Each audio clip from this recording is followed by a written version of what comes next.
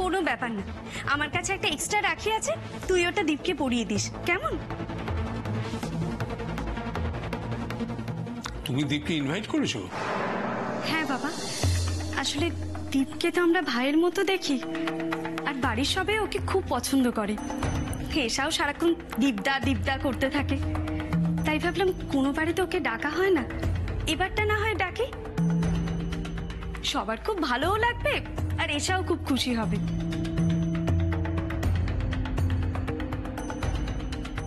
আমি আর এসা দুজনে মিলে দীপকে রাখি পরাবো।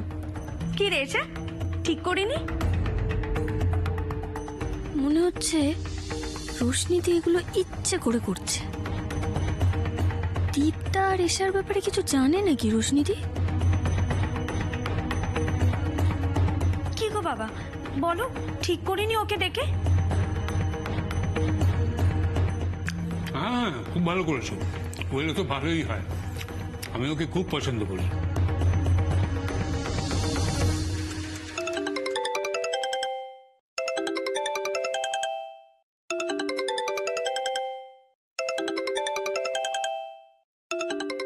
এত রাতে বসার ফোন?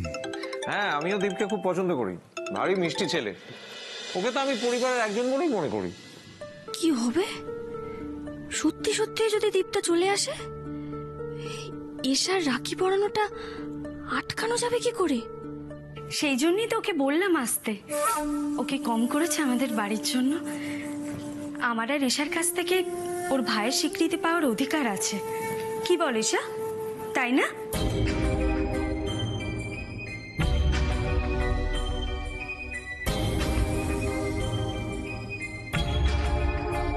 না বাবা, কালকে দায়িত্ব যখন সব আমার, তখন আর সময় নষ্ট করলে চলবে না, আমাকে কাজগুলো গুছিয়ে রাখতে হবে। তুমি খাও, আমি যাই, কেমন?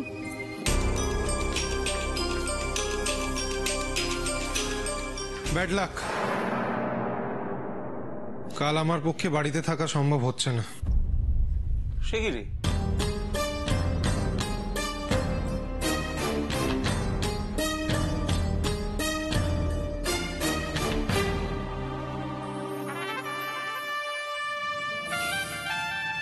কালকের দিনটা মনে হচ্ছে ভালোই কাটবে। ভাল লাগে না, উফ, রোজ রোজ এক ঝামেলা, পিসির এক ঝগড়া আর ওই বর্ষার এক ঝগড়া, আর বাবার দাবরানি, উফ, ভোর হচ্ছে। নতুন উত্তেজনা চাই, নতুন এনজয়মেন্ট। অনেক তো এনজয় হলো কুনাল, এবার একটু কাজের কাজ হয়ে যাক। হ্যাঁ, একটু কেন, অনেক কাজই হবে, অনেক কাজ করতে হবে আমাদের। তাছাড়া কালকেই আমার একটা জরুরি কাজ পড়ে গেছে। তোমার আবার কিসের জরুরি কাজ? না করো চাকরি, না করো কোনো কিছু, দুবেলা দুমুঠো জুটে যাচ্ছে তো, তাই গায়ে হাওয়া লাগিয়ে ঘুরে বেড়াচ্ছ। কি হলো? এই, তুমি কাকে ভাবে লোক দিচ্ছ? হ্যাঁ, তুমি কার দিকে এভাবে তাকাচ্ছ? জানো জানো, প্লিজ। আমার বারাসাতে বাড়ির বিক্রি ব্যাপারে কি হলো? অনেক তো বড় মুখ করে দায়িত্ব নিয়েছিলে তুমি বিক্রি করবে, কি হলো তার? আরে এটা তোমার জানো মনে। একদম বাজে কথা নয়, একদম বাজে কথা নয় কুনাল, যেটা বলছি তার উত্তর দাও। অসহ্য। আমি তো সেটাই বলছিলাম যে মানে ওই ওই ব্যাপারটা তোমার এখনো মনে আছে কিনা, কারণ তুমি এত ব্যস্ত আর এত বড় সড়ো লোকজনের সাথে সারাক্ষণ ওঠা বসা, বাড়ির বিক্রির ব্যাপারটা। কি বলো তো কুনাল, তুমি না এখনো আমাকে চিনতেই পারলে না। আমি যতই বিজি থাকি, যেখানে স্বার্থ আছে সেটা আমি কখনো ভুলি না। ও আরেকটা কথা, এই যে তুমি আমাকে বোকা বানানোর চেষ্টা করছো, করো না। আমাকে বোকা বানানো ভীষণ কঠিন, বুঝেছ?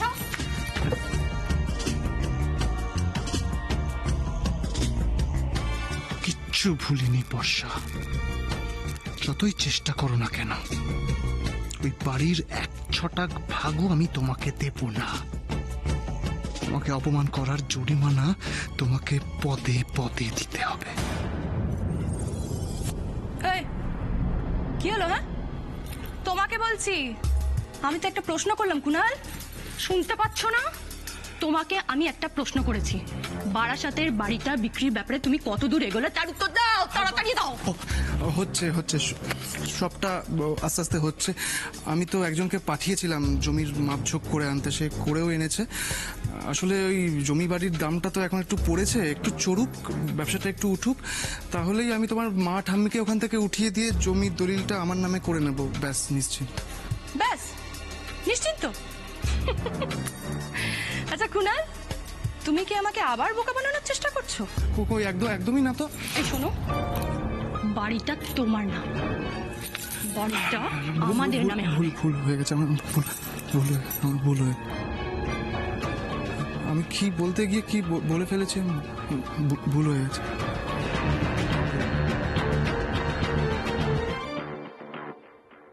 কেন, কাল কোথায় যেতে হবে তোমায়? আসানসোল। এই বস ফোন করেছিলেন, একটা জরুরি কাজ পড়ে গেছে, তাই কাল সকাল সকালই যেতে হবে আমাকে। সরি রে। তাহলে রাখির কি হবে? এটা কোনো মানে হয়? আরে সে না হয় তুই রাখি সকালে পরিয়ে দিতে পারবি, কিন্তু আমরা রাখির জন্য এত প্ল্যান করলাম, কি কি খাওয়া দাওয়া হবে ঠিক করলাম, ও তো সেগুলো মিস করবে। কি করব বল, কালকেই ফেলে দিলেন সকালে কাজটা। আরে বাবা, একটু রিকোয়েস্ট করে দেখ না যে কাজটা যদি পরশু করা যায়। না রে, হবে না।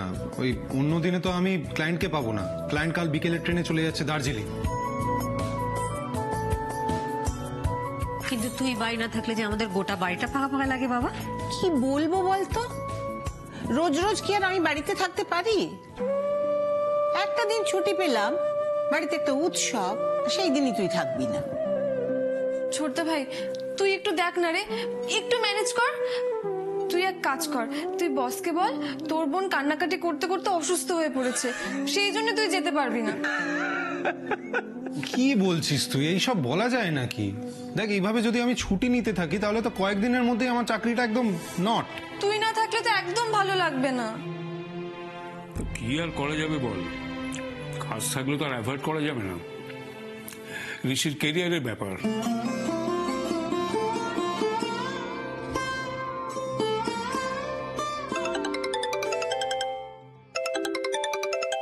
দীপ ফোন করছে। হ্যাঁ দীপ, বল। শোন না, বলছিলাম বস ফোন করেছিলেন। হ্যাঁ। ও, তুই জানিস? কথা হয়েছে তোর সঙ্গে? আসানসোল যাওয়ার ব্যাপারটা তো? হ্যাঁ, কালকে তো রাখি, আর কালকেই ফেলে দিলেন কাজটা। আর বস এমন ভাবে বললেন না, মানে আমি না করতে পারলাম না। অবশ্য মিটিংটাও খুব ইম্পর্টেন্ট। বড্ড মুশকিলে পড়ে গেলাম রে। আরে মুশকিল আসান দ্বীপ থাকতে তুই এত চিন্তা করছিস কেন? বস তো বলেছেন তুই বা আমি দুজনের মধ্যে একজন গেলেই হবে, তাই না? হ্যাঁ, তো আবার কি আমি যাচ্ছি? না, সেটা বললে হয় নাকি? আর তোকে তো দিভাই ডেকেছে বাড়িতে, তুই না এলে হবে কি করে? ঠিক আছে, পরের বার হবে, আমি রোশনিদিকে ফোন করে দেবো, ঠিক আছে? You sure? 100%। চল জমিয়ে মজা করে রাখি, কেমন? চল, bye bye bye. Thank you so much Deep, মানে বাঁচালি আমাকে তুই। চল, good night. Good night. Okay okay, চল, bye bye bye. Thank you boss, খুব বাঁচিয়েছেন আমাকে। এসা আমার হাতে রাখি পড়াচ্ছে দৃশ্যটা ভাবলেই আমার। কি বললো দীপ? কালকে আমাকে আসানসোল যেতে হচ্ছে না, আমার বদলে দীপ চলে যাচ্ছে। দেখেছিস, এই হলো সত্যিকারের বন্ধু। শেষ বেলায় তোকে কিরকম বাঁচিয়ে দিল বল। তুই কিন্তু খুব লাকি। দিভাই ভেবেছিল আমাকে ফ্যাসাদে ফেলে নিজে মজা লুটবে, এবার তোকে কি করে ফ্যাসাদে ফেলতে হয় সেটা আমি দেখছি দিভাই। এই, আমি না উঠছি। হ্যাঁ, তোমরা খাও। ওই দীপকে কয়েকটা জরুরি মেল করতে হবে কালকের জন্য।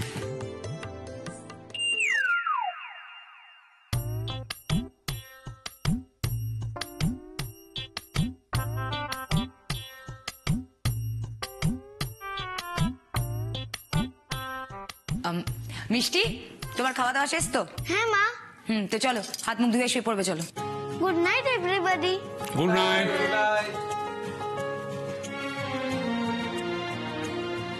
বকুল, বলছিলাম যে আজ নিশ্চয়ই তোমাদের তেমন কোনো দরকার নেই। না তাহলে ওই খাবার পরে সবাই মিলে বসে রাখিতে কি কি হবে একটা আলোচনা করে নিতাম।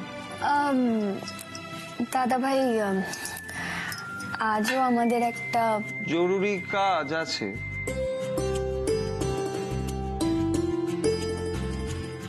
তাহলে যাও। উঠলাম।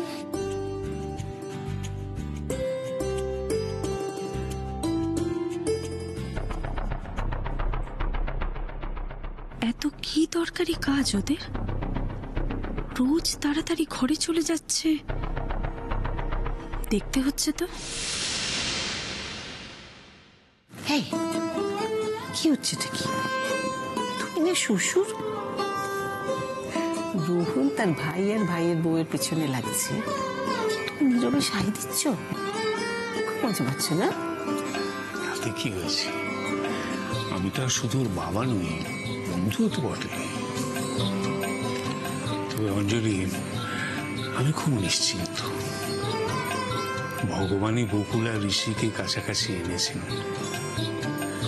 আর কেউ ওদের মধ্যে বিচ্ছেদ ঘটাতে পারবে না।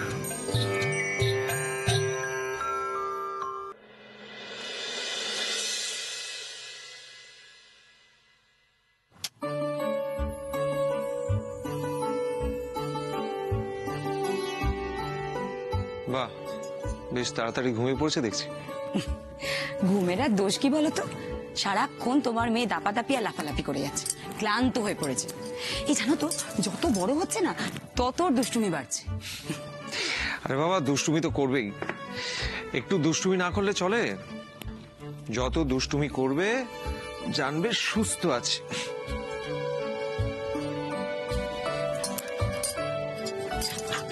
এই কি করছো না? এই শোনো, বাবা মার নজর না মেয়ের সবার আগে লাগে। এই আমার মেয়েকে সব কুসংস্কার শেখাবে না তো, একদম শেখাবে না। হ্যাঁ,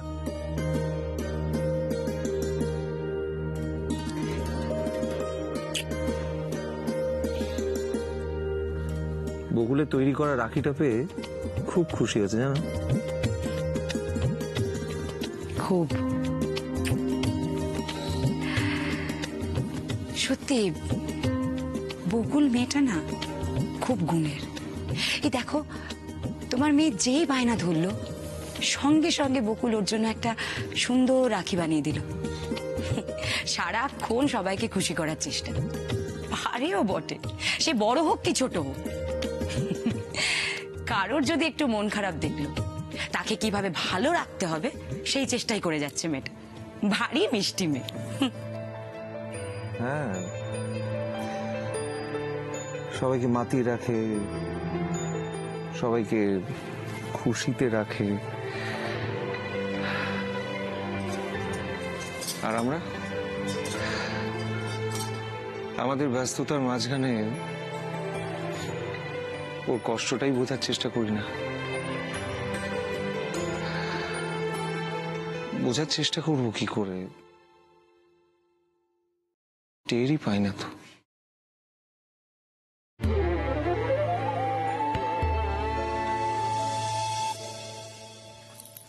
আমাদের দুজনের কিন্তু এইভাবে ওপরে চলে আসাটা ঠিক হলো না।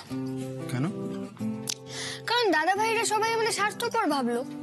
ওরা তো বলছিল যে খাওয়া দাওয়ার পরে রাখি নিয়ে কত আলোচনা করবে, সেখানে আমরা নিজেদের কাজ করবো বলে নিজেদের ঘরে চলে এলাম। দাদা ভাই ওটা লেগ পুল করছিল, এটা এত সিরিয়াসলি নেওয়ার কিচ্ছু নেই। কি কি কি কি পুল? লেগ পুল। আরে লেগ পুল মানে হচ্ছে আমাদের সাথে মজা করছিল, খেপাচ্ছিল, পেছনে লাগছিল আমাদের। মানে কেন? এই যে রোজ রোজ খাওয়ার পরে আমরা উপরে চলে আসছি কোনো না কোনো বাহানায়, ওদের সঙ্গে আড্ডা মারছি না। অ্যাকচুয়ালি ওরা ভাবছে আমরা কি কি কি ভাবছে? কিছু না, ওই যে যা ইচ্ছা ভাবুক না, আপনাকে এত ভাবতে হবে না। আপনি আপনার পড়াশোনায় কনসেন্ট্রেট করুন, তাহলেই হবে। ও হ্যাঁ, অফিস থেকে আসার সময় আপনার জন্য একটা পোয়েমের বই আর একটা গ্রামার বই নিয়ে এসেছি, ড্রয়ারে রাখা আছে, বার করুন। কার সঙ্গে কি আর কি মারিস দাদা ভাই? তুই যদি বুঝতি যে বকুল এখনো ইনোসেন্ট, এখনো বাচ্চা। কি হলো, বার করুন।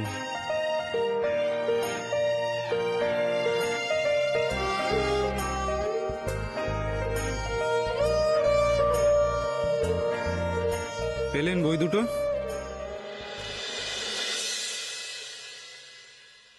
এটা কি?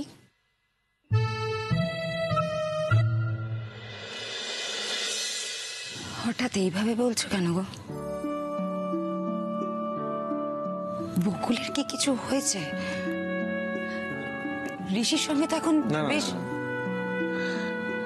ঋষির সঙ্গেও কিছু হয়নি। ঋষির ব্যাপারে কিছু বলছি না। অদিতি, মেয়েটার কাছে না অনেক কিছু শেখার আছে, অনেক কিছু। জীবনের বাধার সঙ্গে কি করে লড়াই করতে হয় হাসি মুখে, সেটা তো ওর কাছেই শেখার। মাঝে মাঝে ভাবি এত বড় হতে পারে কোনো মেয়ের মন। হেই, কি হয়েছে আমায় একটু পরিষ্কার করে বলবে? অদিতি, বকুলের কথা যত ভাবি তত না আশ্চর্য লাগে। আমাকে তো কোনোদিন কিছু করতেই হয়নি সেইভাবে। খাটাখাটনি তো ছেড়েই দাও, স্ট্রাগলও করতে হয়নি। বাবা সবকিছু সাজিয়ে গুছিয়ে দিয়েছেন। এত বড় একটা ব্যবসা, সেটাকে কোনো মতে টেনে নিয়ে চলেছে। নিজের সুখের বাইরে গিয়ে কখনো ভাবিনি জানো যে এরকম একটা পরিবার থাকতে পারে, যে পরিবারটা একজন মহিলাকে কেন্দ্র করে বাঁচে। সেই পরিবারে একটা মেয়ে থাকতে পারে যার সংসারের অভাব প্রয়োজন মেটাতেই পুরো কৈশোরটাই চলে যায়। সত্যি বলছি অদিতি, আমি তোমার কাছে স্বীকার করছি, আমার কোনো দ্বিধা নেই স্বীকার করতে। আমার না অত ক্ষমতা নেই এইভাবে স্ট্রাগল করার। আমি এই লড়াইটা করতেই পারবো না কোনোদিন। স্যালুট স্যালুট, বকুলকে স্যালুট জ্বালানো ছাড়া আর কোনো উপায় নেই। বকুল কি কোনো কষ্টে আছে? এই একদম না, ওটা খুলবেন না আপনি।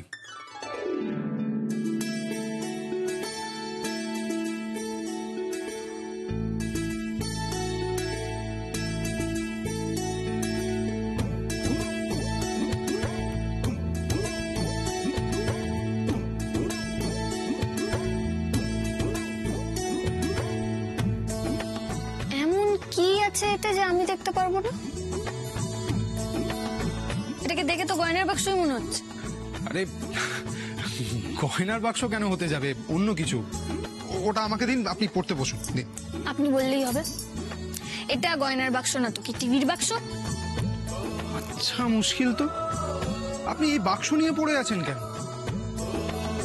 দেখুন, আমি কিন্তু ঘরে তাড়াতাড়ি এসেছি আপনাকে পড়াবো বলে। এইভাবে সময় নষ্ট করলে কিন্তু আপনি ইংলিশ শিখতে পারবেন না। দিন, বক্সটা দিন। বুঝতে পেরেছি এটাতে কি আছে। সারপ্রাইজ গিফট, তাই না? যা বাবা, বকুল বুঝে ফেললেন। এটা আপনি এশা বা রশ্মিদির জন্য কিনেছেন, ওই রাখিতে দেবেন বলে। ঠিক আছে, কিন্তু একজনের জন্য কেন কিনলেন গিফটটা? আপনার তো দুজনের জন্যই কেনা উচিত ছিল। আপনি কেন এই বক্সটা নিয়ে এত অবান্তর প্রশ্ন করছেন বলুন তো? আপনাকে পড়তে বসতে বলেছি তো। হ্যাঁ, কখন বসবেন পড়তে? কটা বাজে দেখেছেন? শুধু ফাঁকি মারা। এর থেকে ভালো আমি দাদাভাইয়ের সঙ্গে বসে আড্ডা মারতাম। আমি তো জাস্ট বলেছি যে আপনি গিফটটা কেন একজনের জন্য কিনেছেন, তা আপনি এত এত রেগে যাচ্ছেন কেন? এত বকাবকি করার কি আছে? ঠিক আছে বাবা, ঠিক আছে, আমি পড়তে বসে যাচ্ছি। শুনুন,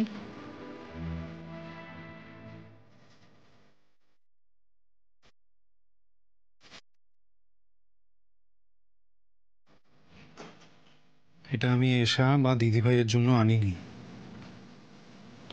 তাহলে মায়ের জন্য? আজ্ঞে না, এটা আপনার জন্য।